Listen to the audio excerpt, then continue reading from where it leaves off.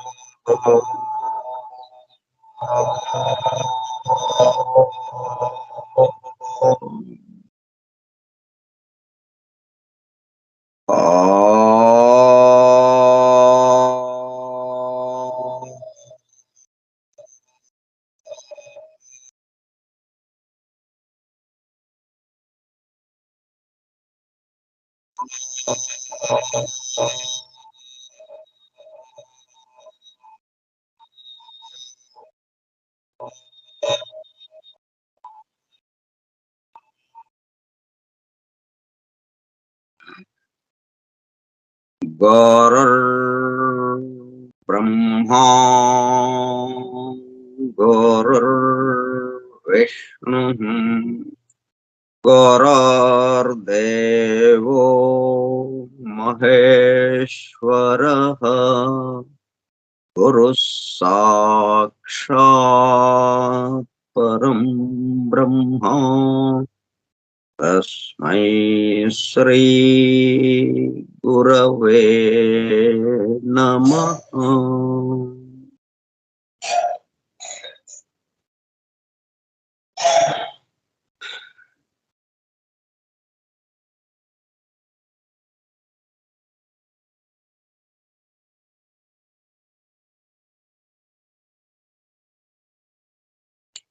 వాసుదేవ హల్లెలూయా.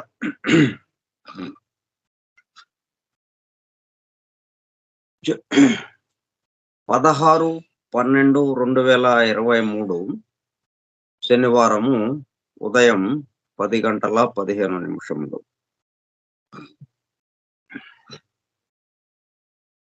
Jafri Hudson ద్వారా అందింపబడిన పరమాద్భుత దివ్య గ్రంథం the hidden wisdom in the holy Bible. నిగూఢముగా రహస్యముగా దాగి ఉన్న దైవమే పరిశుద్ధ బైబిల్ గ్రంథం. బైబిల్ రహస్య ప్రకాశం. అంటే మనం 3D ఫిల్మ్‌కి 3D సినిమాలు ప్రదర్శిస్తుంటారు. అప్పుడు కళ్ళజోడిస్తారు. ఆ కళ్ళజోడు లేకుండా 3D సినిమా చూడలేం మనం. మామూలు సినిమాలాగుంటుంది. ఆ కళ్ళజోడు పెట్టుకొని ఆ సినిమా చూసేటప్పటికల్లా మొత్తం పాత్రలు గాని, అక్కడున్న ఇదంతా మన మీదకొచ్చేసినట్టుంటుంది. దగ్గరగా మనతో పాటే నడుస్తున్నట్టుగా ఉంటుంది. మన మధ్యన మనతో పాటు మన దగ్గరగా కూర్చొని మాట్లాడుతున్నారా అన్నట్టుంటుందది. తెర మీదే ఉంది. దృశ్యం మాత్రం తెర మీదే ఉంది. తెర మీద దాటి రావడం లేదు. కానీ ఈ కళ్ళజోడు ద్వారా మనకు ఆ అనుభూతి కలుగుతుంది. అట్లాగా మనం ద హిడెన్, హిడెన్ దాగి ఉన్న అంటే పైపైన కనిపిస్తున్నది మామూలుగా కంటికి కనిపిస్తున్నది కాకుండా, ఆ దృశ్యం కాకుండా మనం ఏ దృశ్యం చూస్తున్నాం? లోపల దాగి ఉన్నటువంటి దృశ్యాలను చూస్తున్నాం మనం. అట్లా ఇచ్చారు జాఫ్రీ హడ్సన్. స్కైప్ గ్రూప్ సోదర సత్యాన్వేషక బృందమునకు స్వాగతం. అందరకు నమస్కారం.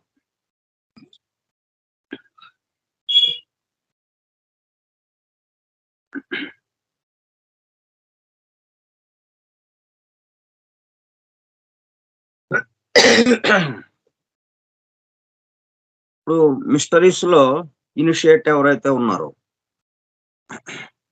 ఉపదేశ దీక్ష తీసుకుంటున్నవాడు దీక్షితుడు, అతనికి ప్రతీకగా మనకి బైబిల్లో ఎవరిని వాడారు? యెహోషువ అన్న వ్యక్తిని వాడారు. అన్న పేరుతో ఒక వ్యక్తిని అక్కడ ఉంచి ఎవరికి ఎవరికి సంకేతంగా దీక్షితుడికి సంకేతంగా వాడారు. అతను గ్రేటర్ మిస్టరీస్ లో గాని, లేకపోతే లెస్సర్ మిస్టరీస్ లో గాని, లేకపోతే ఫ్రీ మ్యాసనరీలో గాని, ఫ్రీ మ్యాసనరీ 3 వస్తాయి అన్నమాట. చాలా చాలా దిగి వస్తాయి. గ్రేటర్ మిస్టరీస్ ఒకప్పుడు ఉండేవి. దానికి ఇంకా అవన్నీ కొంత కొంత కనుమరుగయ్యేటప్పుడు కల్లా ఎందుకంటే చేయించేవాళ్ళు లేరు. దాన్ని అందించేవాళ్ళు లేరు. క్రమక్రమంగా ఏదో కొద్దిగా గుర్తున్నంత వరకు లెస్సర్ మిస్టరీస్ లో చేయడం మొదలుపెట్టారు. మళ్ళీ అది కూడా కనుమరుగైపోయింది. అది చెప్పేవాళ్ళు, అందించేవాళ్ళు తగ్గిపోయారు. ఇంకా చిట్ట చివరికి ఒక అవశేషంగా ఫ్రీ మ్యాసనరీ మిగిలిందన్నమాట.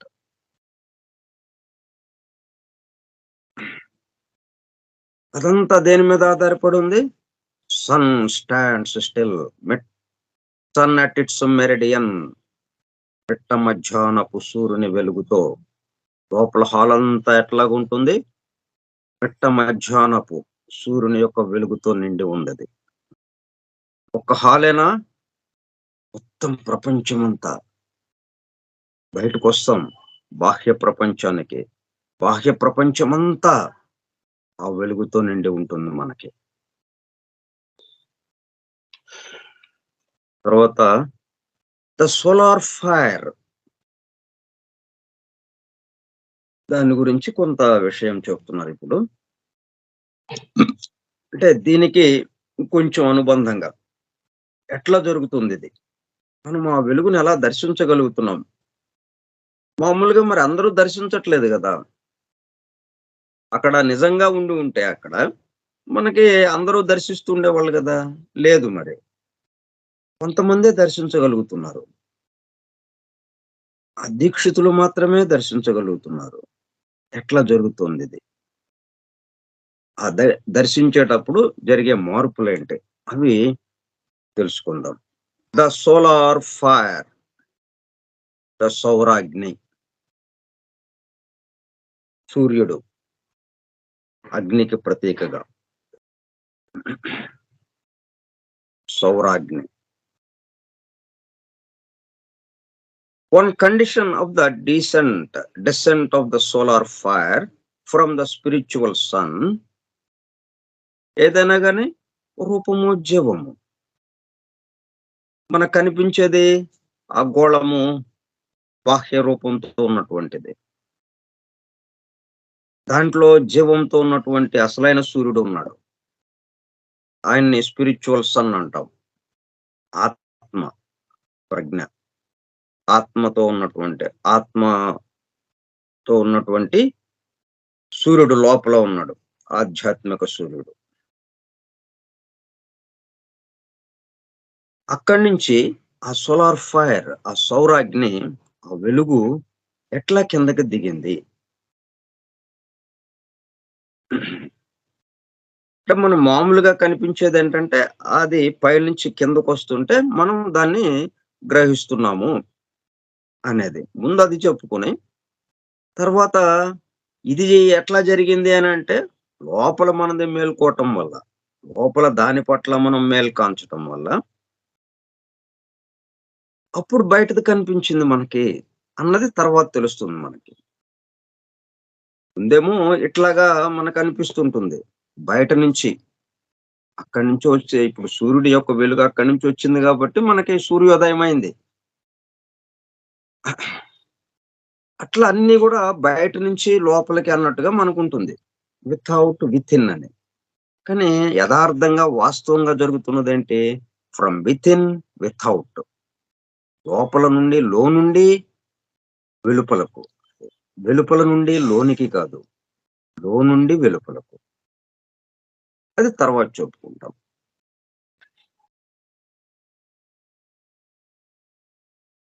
ఆ సోలార్ ఫైర్ ఎలాగ దిగుతోంది కిందకి?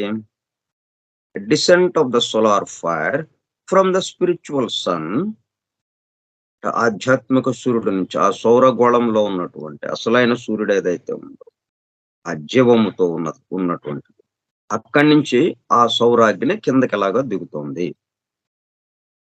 దిగటానికి కండిషన్ ఏంటి? ఆ నియమం ఏంటి? వన్ కండిషన్ అంటున్నాడు. ఆ నిబంధన ఏమిటి? షరతు.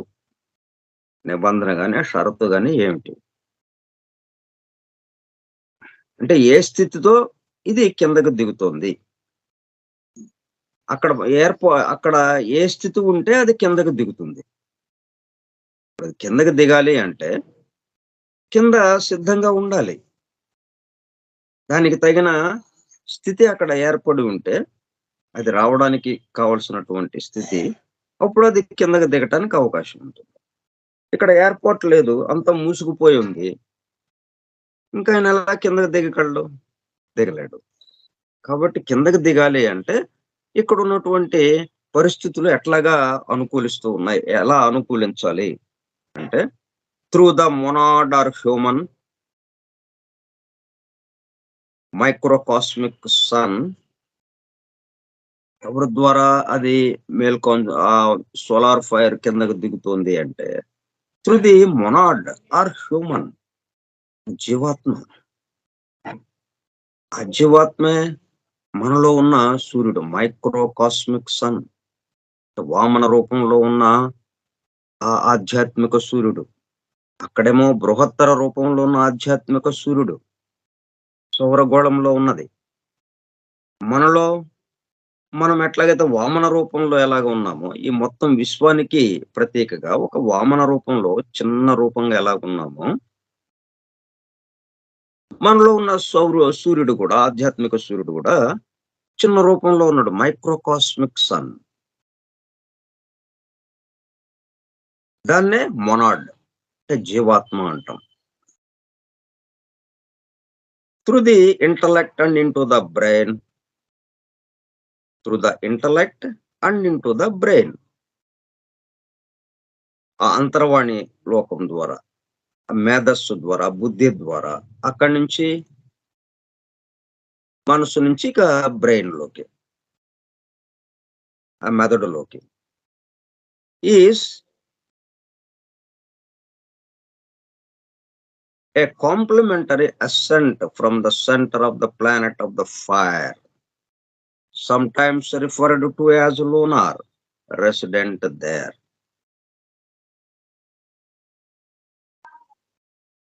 నేరుగా కింద దాకా రాడాయన, సగం దూరం వచ్చి ఆగిపోతాడు.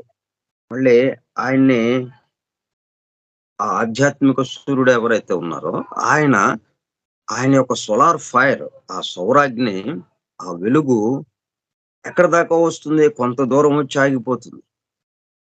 అక్కడ దాకా వస్తే అక్కడి నుంచి మనం వెళ్ళి రిసీవ్ చేసుకోవాలి అన్నట్టుగా. మన ఇంటికి ఒక పెద్ద హోదా కలిగినటువంటి వ్యక్తి ఉంటాడు. ఆయన మన ఇంటికి ఏదో పని మీద వస్తానని అన్నారు. మనల్ని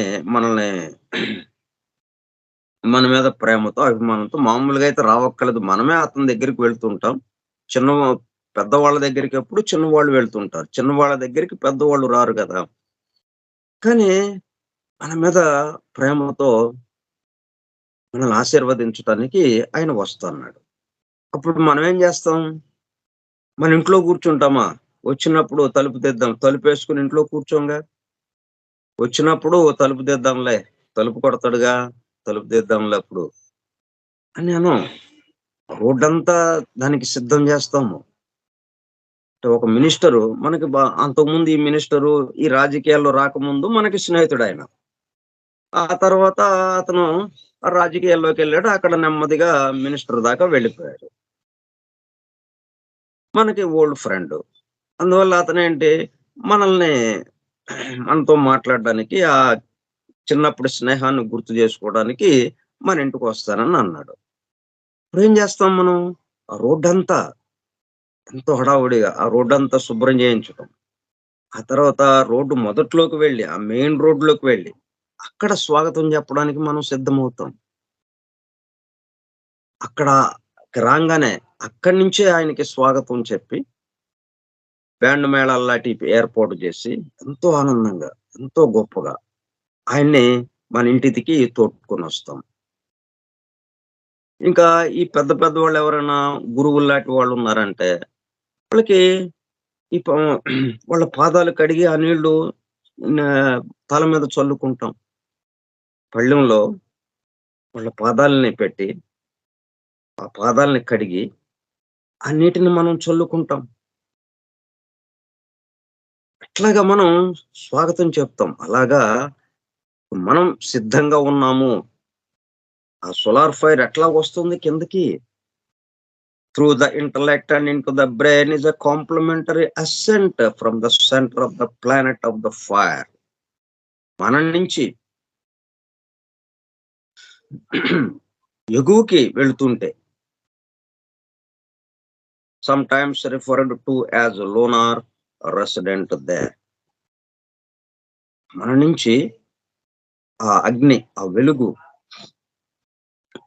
మన నుంచి బయలుదేరి దాన్ని కలుసుకోవటం.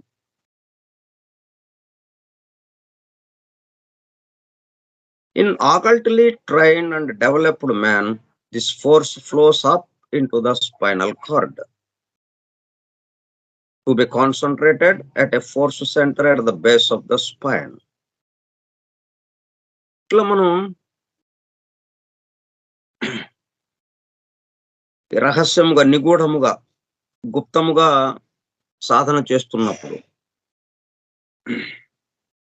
యోగ సాధన చేస్తున్నప్పుడు ఏం జరుగుతుంది? మనకి షట్చక్రాలు, సహస్రారము ఉన్నాయి. వెన్నెముక మీదుగా.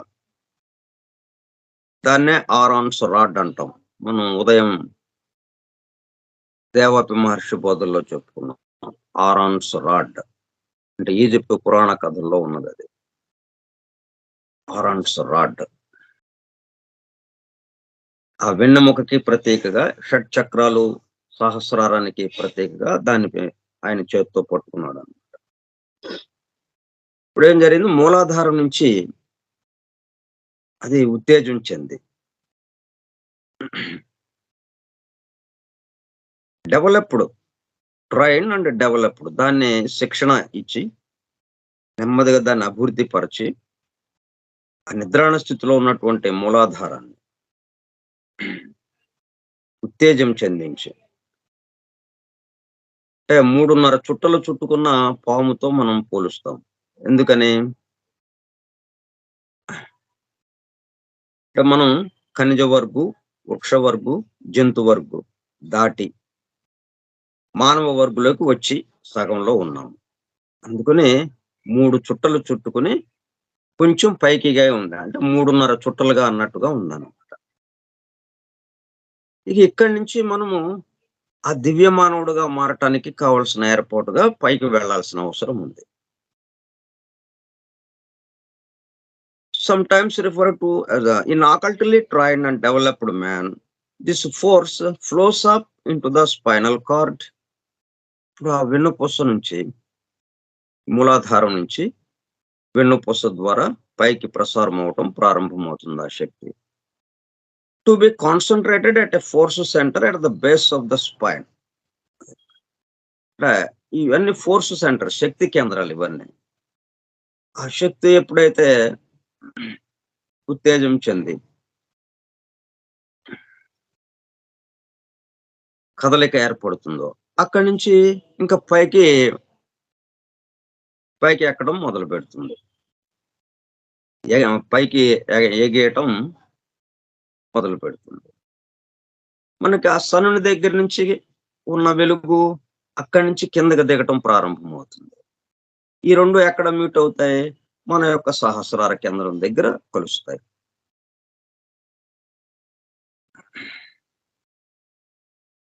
At the base of the spine. Thence, when fully aroused, పూర్తిగా అది ఫుల్లీ అరౌజ్డ్, ప్రేరణ టు ఎవోక్, పూర్తిగా నిద్ర లేచినట్టు అనమాట. పూర్తిగా లేచినట్టుగా అయిపోయేది. fully aroused, this fire rises in serpentine motion. దాన్ని ఎట్లాగా దేంతో పోల్చాం మనం? సర్పముతో పోల్చాం. సర్పము ఇంగ్లీష్ లో కూడా సర్పంటైన్, సర్పెంట్. ఇంగ్లీష్ లో కూడా దాదాపుగా ఆ పదానికి దగ్గరదే పెట్టారు అక్కడ కూడా. మనము సంస్కృతంలో సర్పము అంటాము, తెలుగులో గాని సంస్కృతంలో గాని. ఇంగ్లీష్ లో సర్పెంట్ అంటాం. ఆ serpentine motion, this fire rises in serpentine motion.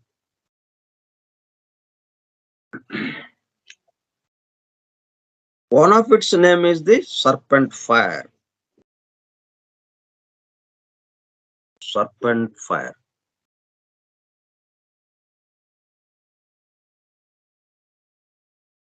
సర్పాగ్ని అన్నమాట. సర్పెంట్స్. అట్లా అంటే మెలికలు తిరుగుతూ వెళ్తుంది అనమాట. అది మనకి శబ్ద తరంగాలు ఏదైనా కానీ, వెలుగు తరంగాలు కానీ శబ్ద తరంగాలు కానీ ప్రయాణం చేసే మార్గం ఎలాగుంటుంది? మెలికలు తిరుగుతూ వెళ్తుంది.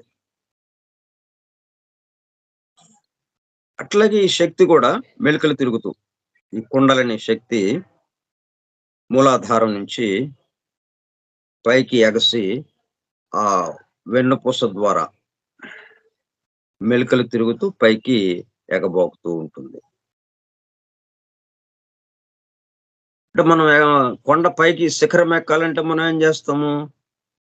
ఘాట్ రోడ్డు ఎలాగుంటుంది? ఘాట్ రోడ్డు మెలికలు తిరుగుతూ ఉంటుంది, తిన్నగా ఉండదు కదా. మనం శిఖరం ఎక్కాలంటే కొండ దిగువ నుంచి కొండ శిఖరం ఎక్కాలి. మనం దారి ఎట్లా ఏర్పాటు చేసుకుంటాం? మెలికలుగా. ఒకసారి ఈ తిరుపతి ఆ దారి గుర్తుకు తెచ్చుకోండి. తిరుపతి నుంచి తిరుమలకి ఎట్లా మెలికలుగా ఉంటుందో అట్లా మెలికలుగా తిరుగుతూ మూలాధారం నుంచి ఆజ్ఞా చక్రం దాకా, అక్కడి నుంచి సహస్రారానికి బాగా వెళ్తూ ఉంటుంది. Within the spinal cord, into the middle of the head, the sanctuary or east in the temple of the body.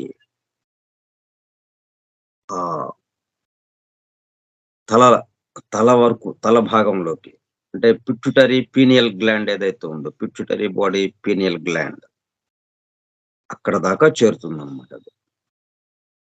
అది ఈస్ట్ గా మనం చెప్తాము. అది టెంపుల్ యొక్క తూర్పు దిక్కుగా. The sanctuary or east in the temple of the body. మొత్తము ఆ దేవాలయానికి సంబంధించి,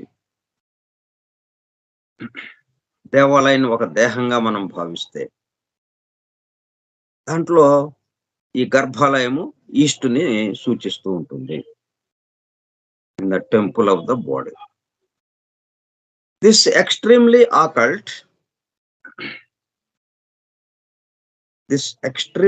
occult, potent power bestowing and dangerous energy is universally symbolized by dragons and serpents in various forms in one of their hidden meanings. దీన్నే మనము రకరకాల సంప్రదాయాల్లో, రకరకాల దేశాల్లో, రకరకాల సంప్రదాయాల్లో రకరకాలుగా దాన్ని సంకేతించారు. కొన్ని బొమ్మలతో, కొన్ని జంతువులతో మనకి సంకేతించారు. చైనా డ్రాగన్ అంటారు. చైనీస్ దీంట్లో dragon symbolised by dragons and serpents in various forms in one of their hidden meanings. ఇంకా కొన్ని దేశాల్లో సర్పంతో పోల్చారు. అంటే దాని కదలిక అలాగ ఉంది కాబట్టి. తర్వాత సర్పం ఎక్కడి నుంచి బయలుదేరుతుంది? ఈ కలుగులో నుంచి, భూమి లోపల నుంచి.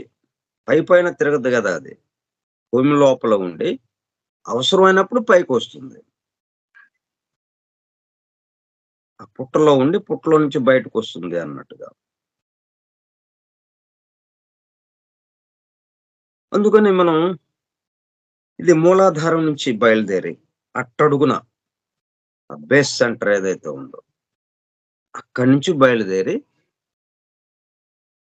మనకి వంకీలు తిరుగుతూ అంటే ఘాట్ రోడ్ ఎట్లాగైతే మెలికలు తిరుగుతూ ఉంటుందో ఎందుకంటే శిఖరానికి వెళ్ళాలి, నెట్ట నిలువుగా పైకి వెళ్ళాలి, నెట్ట నిలువుగా అనుకుని మెలికలు తిరుగుతూ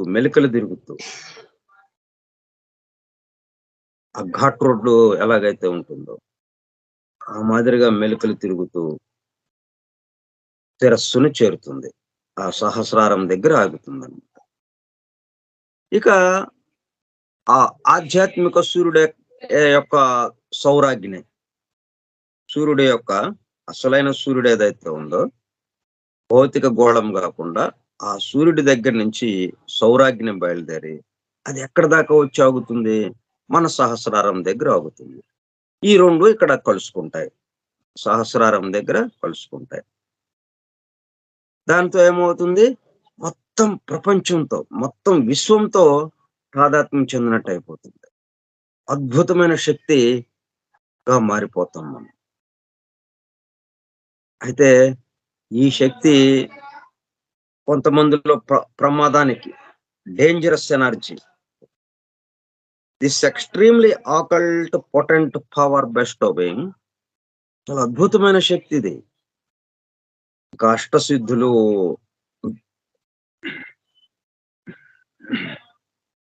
అతీంద్రియ శక్తులు, ఇంకా ఇక లేని శక్తి, ఇక ఈ శక్తి లేదండి నా దగ్గర అంటానికి లేదే కాదు. సమస్త శక్తులు తన అధీనంలోకి వచ్చేస్తాయి. దాంతో ఏమవుతుంది? అంతకు ముందు గనక వాడు ఈ సమస్తము దైవముతో నిండి ఉన్నది అన్న వినయంతో కనుక లేకపోతే దీన్ని నేను సాధించాను అంటాడు సైంటిస్ట్ లాగా. సైంటిస్టు నేను కనిపెట్టాను అంటాడు కదా.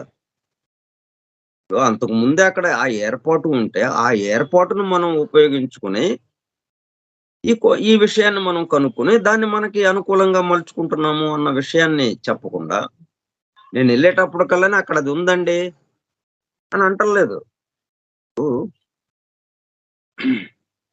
పైనుంచి ఆ శక్తి అక్కడి వరకు వచ్చి ఆగింది. కింద నుంచి మనం ఏం చేసాము? ఈ సైంటిస్టు పరిశోధన చేసి ఆ శక్తి దాకా వెళ్ళాడు. కింద నుంచి పైకి వెళ్ళాడు ఆయన, ఆ కొండ శిఖరం మీదకి. ఆ కొండ శిఖరం వరకు ఆ పైనుంచి వచ్చిన శక్తి అక్కడ ఆగి ఉంది. అప్పుడు ఇతను ఏం చేశాడు? ఆ శక్తిని నేను కనిపెట్టాను అన్నట్టుగా చెప్పుకొస్తున్నాడు.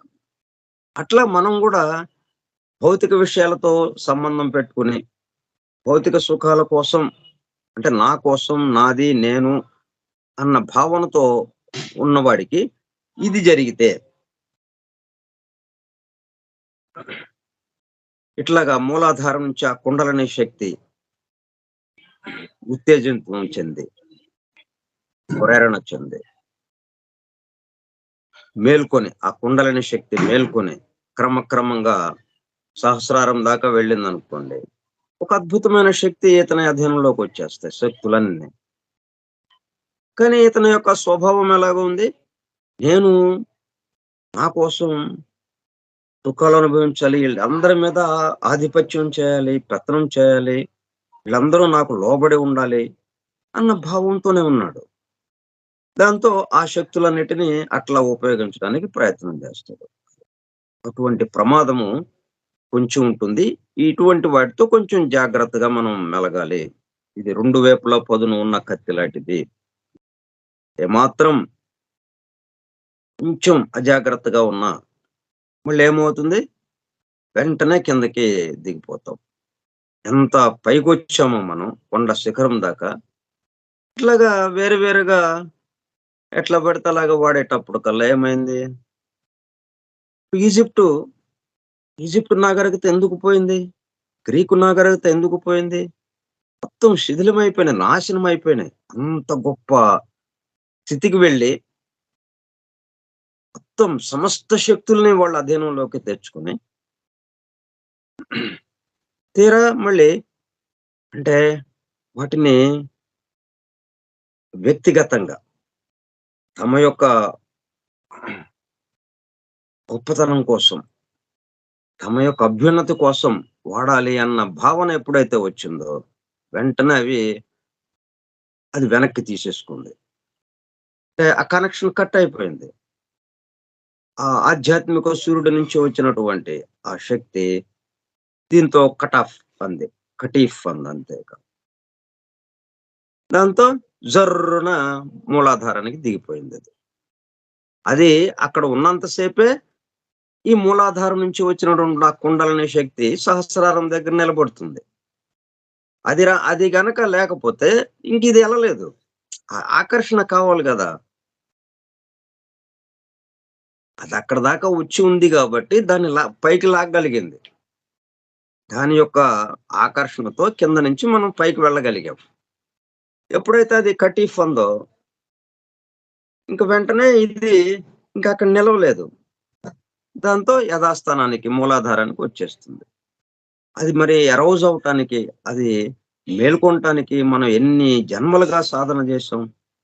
మొత్తం వృధా అయిపోయింది. అలాగా ఉంటే చాలా చాలా ప్రమాదకరమైనది. ఈ పద్ధతిలో మనం దాన్ని అందుకనే మనం బేసికల్‌గా ముందు మన స్వభావము, మన వ్యవహారాన్ని ముందు సరిజేసుకోవాలి. ఉన్న విషయం ఏంటి మనం అవగాహన జేసుకోవాలి. ఇది నా కోసమా? నా చుట్టూ ఉన్న వారి కోసమా? అన్న విషయాన్ని మనము నిర్ధారణ జేసుకోవాలి. ఇక్కడ ఉన్నదంతా గూడా పరస్పర సహకారముతో పనులు చేయటమే. ఈ పనులన్నీ గూడా సృష్టికర్త కోసం చేయటమే. సృష్టించిన వాడి కోసం చేయటమే. ఇక్కడ ఈ సృష్టిలో ఉన్న ప్రతి జీవి సృష్టించిన వాడి కోసం నిలబడి ఉన్నది. మళ్ళీ ఆ ప్రతి జీవి వాడంతట వాడుగా గాకుండా పక్క జీవితో కలిసి చేయవలసిన అవసరం ఉంది. పరస్పర సహకారముతో, పరస్పరము సహకరించుకుంటూ సృష్టించిన వాడి కోసం పనులు చేస్తూ ఉండాలి. అది అక్కడ కార్యక్రమం. అది చేస్తున్నామా లేదా? అదే చేస్తున్నాం మనం. ఇంకంతకన్నా వేరే అవకాశం లేదు. ఇప్పుడు కొంతసేపు మన ఇష్టం వచ్చినట్టు జేసి, నా కోసం చేసి, ఈ విషయం అర్థమైన తర్వాత, అయ్యో! ఎట్లాగా? ఇది సృష్టించిన వాడి కోసమా? ఈ చుట్టూ ఉన్న వాళ్ళతో సహకరిస్తూ, ఈ సృష్టించిన వాడి కోసం పనులు చేయాలా? ఓహో! అట్లాగా అని ఇది అర్థమైంది కాబట్టి, ఇక ఇప్పటి నుంచి చేద్దాం అనటం కాదు. మనం బై బర్తే పుట్టకతోనే ఆ పద్ధతిలో జరుగుతున్నాయి మన ద్వారా పనులు. అయితే మనమేమనుకుంటున్నాం అంటే ఇవన్నీ మన మీద వేసుకుంటున్నాం. మన మీద వేసుకునేటప్పటికల్లా ఏదైనా గాని నా కోసం అనేది వచ్చేస్తా ఉంది. కాబట్టి ముందది నిర్ధారణ రావాలి మనకి. అప్పుడేమవుతుంది? అప్పుడు మనం ఇది read the book, see the light అన్నది నిజమవుతుంది మనకి. ఒకవేళ అది నిజమైన ఇట్లాగే వేరే వేరే రకంగా ఉన్నప్పుడు మళ్ళీ కిందకి దిగజారిపోతాం. నహుషుడు ఇంద్ర పదవికి వెళ్ళాడు. ఏం జరిగింది? అహంకరించాడు. వాడిలో అహంకారం పోలేదు. ఇంద్ర పదవి అంటే అది బై వర్చ్యూ ఎలాగొచ్చింది? 100 యజ్ఞాలు చేశాడనో ఒక లెక్క ఏదో ఉంది. ఇప్పుడు మనం మేసనరీలో ముందుకెళ్తున్నాం. ఏదో దానికి లెక్క అటెండెన్స్‌ని బట్టి, దాని లెక్క ప్రకారం ఆ! నెక్స్ట్‌కి పంపిస్తున్నామండి. నెక్స్ట్‌కి పంపిస్తున్నామండి అంటారు. ఎళ్లి ఏమవుతుంది? మనం ఇంక ఫస్టే దాటలేదు. ఫస్ట్‌కి సంబంధించిన విషయాలే పూర్తి చేయలేం మనం. దానికి తగిన విధంగా మనం సిద్ధం కాలేదు. అక్కడ దాకా వెళ్ళిపోయాం. ఏమైంది? జర్రున కింద పడ్డాం. నౌషుడు కింద పడ్డట్టు. ఇలా జరుగుతాయి. కాబట్టి this extremely occult potent power bestowing and dangerous energy. చాలా ప్రమాదకరమైనవి. ఎక్స్‌ట్రీమ్‌లీ ఆకల్ట్ చాలా నిగూఢంగా, రహస్యముగా ఉన్నటువంటి పొటెంట్ పవర్ బెస్టోవింగ్ శక్తి నిండుగా ఉన్నదది. శక్తి గర్భితమై ఉన్నది. అంటే వినియోగించడానికి సిద్ధముగా ఉన్నది అన్నట్టుగా. అంటే విత్తనం రెడీగా ఉంది మొలకెత్తడానికి. మీరు భూమిలో వేశారా మొలకెత్తుతుంది. దాని యొక్క పరిస్థితులు రెడీ అయిపోయిందా మొలకెత్తుతుంది. ఇట్లా పొటెంట్ శక్తి గర్భితమై ఉన్నదన్నమాట. And dangerous energy is universally symbolized by dragons and serpents in various forms in one of their hidden meanings. అందుకనే దీన్ని సర్పాలు, మరి సర్పం అంటే ఎంత ప్రమాదకరమైంది. అది మనల్ని కాటు వేసిందా ఇంకా ప్రాణం పోయినట్టే కదా. సరే, మందులవి వాడితే ఏదైనా బతకొచ్చు. కానీ ఎక్కడో పొలాల్లో జరుగుతుంది. ఎక్కడో చాలా దూరంగా. అక్కడి నుంచి తీసుకొచ్చే లోపే వాడు చనిపోతాడు. అట్లా అంత ప్రమాదకరమైంది కదా అది. అందుకని సర్పంతో పోల్చారు ఈ శక్తిని. మెలికలు తిరగటము ఒకటి. ఈ మెలికలు తిరుగుతూ వెళ్ళటం అనేది సర్పం యొక్క విశేషము. అందుకని సర్పంతో పోల్చారు. అలాగే డ్రాగన్స్ అంటే ఒక ముసలి రూపంలో ఉన్నటువంటిది. In one of their hidden meanings, అంతరార్థంగా ఎన్నో రహస్య గర్భితంగా ఉన్నటువంటి సంకేతాలతో వీటిని ఈ విధంగా ఈ ఆకారాలతో పోల్చారన్నమాట.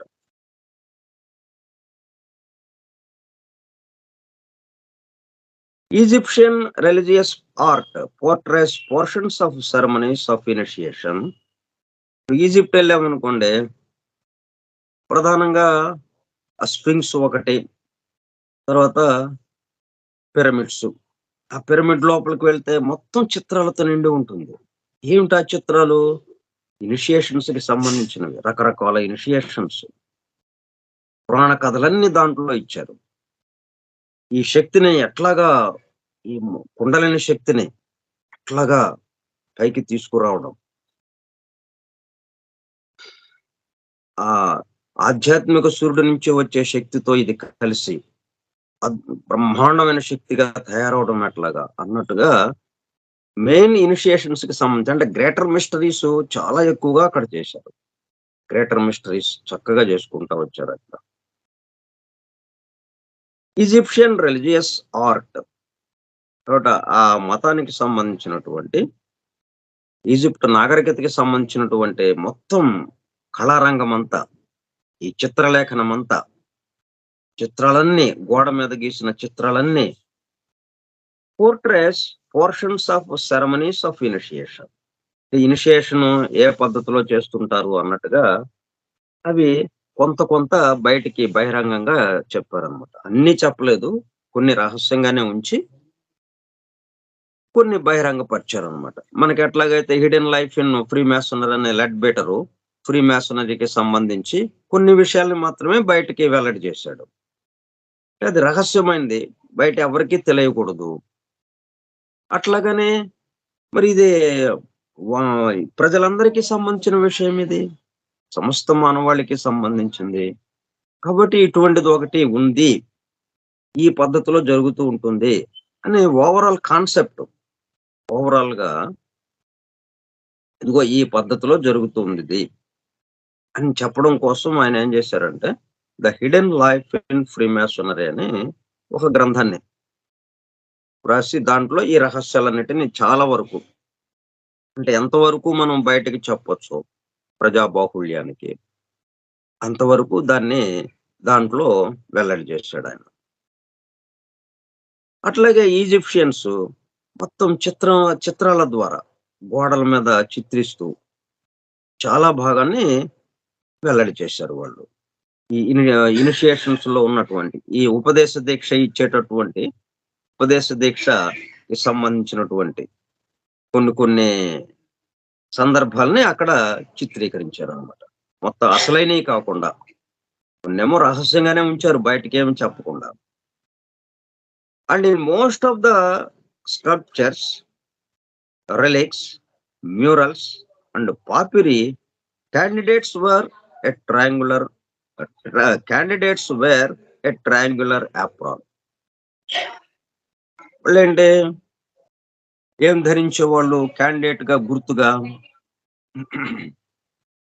ఆ సాధకుడు గుర్తుగా ఏంటి ధరించేవాళ్ళు ఆ దీక్షితుడు దీక్ష తీసుకునేవాడు యాప్రాన్.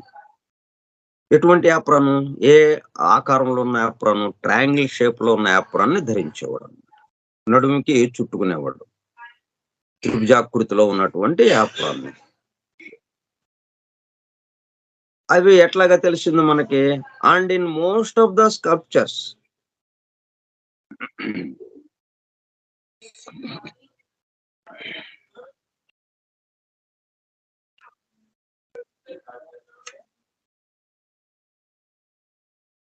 అంటే విగ్రహాలు కాదండి. విగ్రహాలు చెక్కినవి కానీ, విగ్రహాలు గాని, శిల్పాలు గాని, అవి గాని స్కల్ప్చర్స్, రెలిక్స్ అంటే అవి కొన్ని సగం సగంగా ఉన్నాయి. అంటే ఈ కాలానికి సంబంధించి తుఫాన్లు, ఉప్పెనలు ఇటువంటియేవో వచ్చి, లేకపోతే ఈ ప్రజల్లోనే కొంతమంది దానికి వ్యతిరేకంగా ఉన్నవాళ్ళు దాన్ని పగలగొట్టి శిథిలాలన్నమాట ఇక. ఆ శిథిలాలు గాని, murals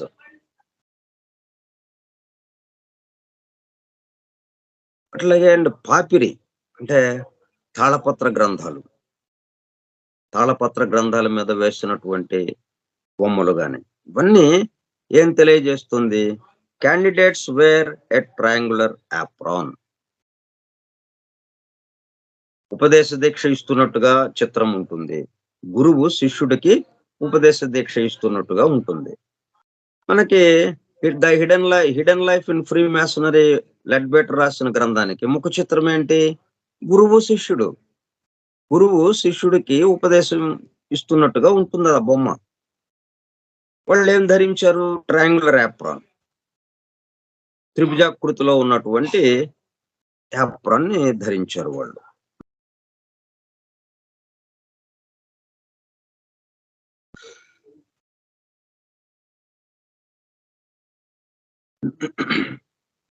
this symbol also has many meanings. ఇట్లా ఇదంతా ఏంటంటే మొత్తం రకరకాల విషయాలు. ఇవన్నీ దేనికి అనుగుణంగా ఉన్నాయి? సృష్టి యొక్క పరిణామానికి, బ్రహ్మాండ పరిణామము, బ్రహ్మాండ సృష్టి పరిణామము, మానవ సృష్టి పరిణామము ఎట్లా జరుగుతూ ఉందో ఇదంతా ఈ దైవము ఈ బ్రహ్మాండ సృష్టి ద్వారా మానవుడిగా ఎలాగ కిందకి దిగాడో, మళ్ళీ మానవుడు నుంచి మానవ సృష్టి పరిణామము ద్వారా మళ్ళీ దైవంగా ఎలాగా మారాడో, ఇవే విషయాలు ఇంకేమున్నాయి? బ్రహ్మము నుంచి మానవుడు, మానవుడు నుంచి బ్రహ్మము. ఇంకేముంటుంది ఇక్కడ? విషయం ఏం లేదు. ఒక రైలు గురించి చెప్పుకున్నాం అనుకోండి, ఆ స్టేషన్ నుంచి ఈ స్టేషను, ఈ స్టేషన్ నుంచి ఆ స్టేషను. ఇంకేముంది దానికి చరిత్ర? అయితే ఎన్నెన్నో స్టేషన్లు దాటడం, ఎంతెంతో మందిని వాళ్ళ వాళ్ళ గమ్యస్థానానికి చేర్చడం ఏదో జరుగుతుంది. కానీ మొత్తం మీద చూస్తే ఫలానా ఆరిజినేటింగ్ స్టేషన్, ఎండింగ్ స్టేషన్, మళ్ళీ ఎండింగ్ స్టేషన్ నుంచి ఆరిజినేటింగ్ స్టేషన్‌కి వెళ్ళటం, మూలస్థానానికి వెళ్ళటం. మూలస్థానం నుంచి ప్రారంభ స్థానం నుంచి ఈ ముగింపు దగ్గరికి రావటం. ముగింపు నుంచి మరలా ప్రారంభ స్థానానికి రావటం. దైవము, దేవుడు జీవుడొకట అంటే మానవుడొకట, మానవుడు మరలా దేవుడొకట. ఈ సృష్టి యొక్క కార్యక్రమం. వీటికి సంబంధించే మొత్తం ఈ మనకి ఇనిషియేషన్స్ జరిగినా గాని, ఇప్పుడు ఇనిషియేషన్స్ అన్నీ ఏమిటి? ఉపదేశ దీక్షలన్నీ మనం ఇక మానవుడుగా వచ్చాం. దైవము మానవుడుగా దిగాడు కిందకి. కిందకి దిగాడని ఎందుకు అంటున్నామంటే మరి చిన్న రూపం అయిపోయాడు కదా! బృహత్తర రూపం వాడల్లా కాస్త వామన రూపం అయిపోయాడు. అందుకనే వామనం నుంచి మళ్ళీ వామన రూపం నుంచి బృహత్తర రూపానికి వెళ్ళటం. దానికోసం ఇవన్నీ ఇక ఈ కార్యక్రమాలు ఇవన్నీ. This symbol also have many meanings. Like ఈ ట్రయాంగులర్ యాప్రాన్ మరి త్రిభుజాకృతిగా ఎందుకు ఉండాలి? త్రిభుజాకృతిగా ఎందుకుంది అన్నది ఎన్నో రహస్యార్థాలు ఉన్నాయి దాంట్లో. నిగూఢంగా ఉన్న ఎన్నో అర్థాలు ఉన్నాయి చెప్పి మిగతా విషయాలు మనం రేపు చెప్పుకుందాం.